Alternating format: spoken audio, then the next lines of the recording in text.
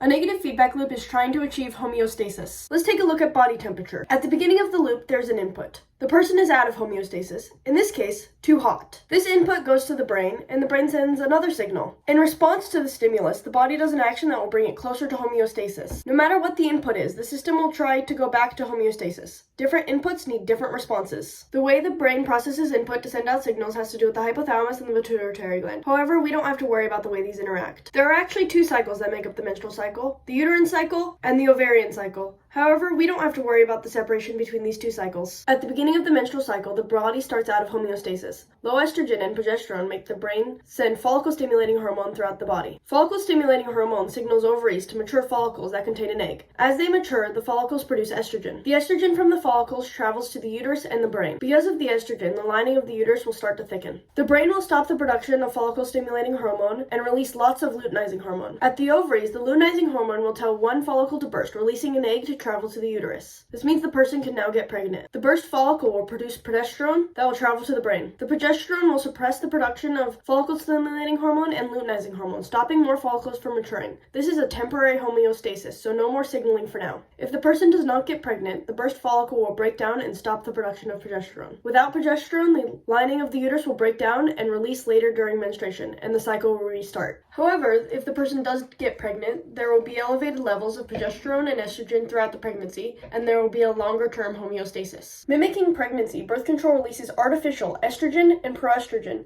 to stop the menstrual cycle and create homeostasis. The way this homeostasis is created is by telling the signals from the brain not to be sent. More specifically, the estrogen from the combined pill prevents follicle-stimulating hormone being released, so no follicle matures. Without follicle maturation, the uterus lining will not thicken. The progesterone stimulates the body just after the egg is released, meaning that no more egg is needed, meaning that no luteinizing hormone surge happens because according to the signals the brain is getting, that already happened. Without the luteinizing hormone surge, the follicles will not be told to release an egg, so no egg will be released. Without an egg, the person cannot get pregnant. When the person is on placebo pills, there will be no more estrogen and progesterone being sent to the brain. This means that the small amount of uterus lining that did form will break down, and a small controlled bleed will happen. But why is this important information to know? Females have their periods for approximately 40 years of their lives, and a majority will be on birth control at some point in their lives. And this is what is available in birth control packaging. Not very appealing to go through, and the information on the internet isn't much better.